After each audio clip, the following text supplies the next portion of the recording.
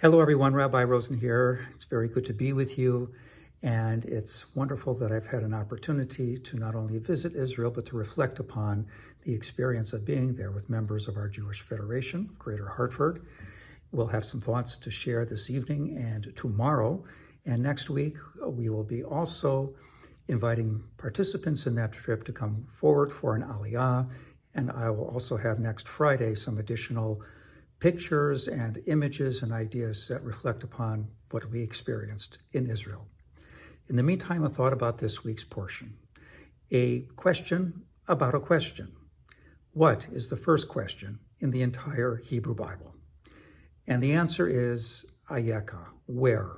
Where are you? It's what God says to Adam when Adam is hiding from the divine because Adam discovers that he is naked.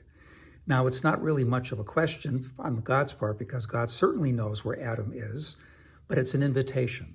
It's an invitation to see oneself in the course of life's experiences and life's journeys. The portion of Masei with which we end the book of Bamidbar, the book of being in the wilderness, is a kind of travelogue.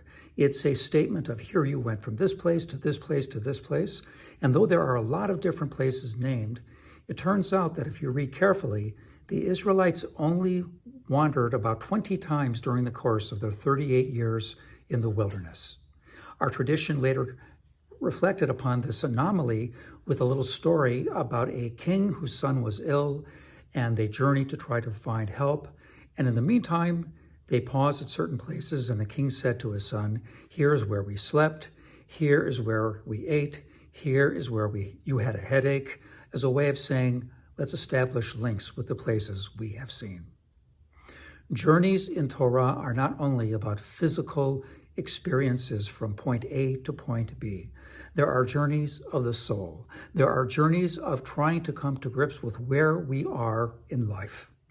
This is the time of year, especially as we end the book of the wilderness, to begin to ponder those kinds of questions. We will be doing so certainly in a structured way as we come closer to the high holidays.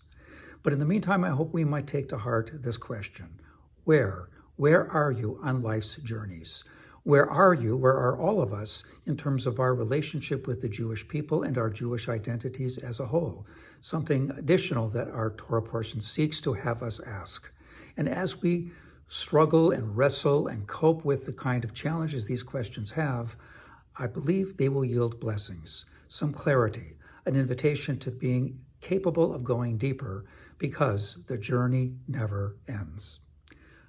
As always, wonderful to be with you. Shabbat Shalom.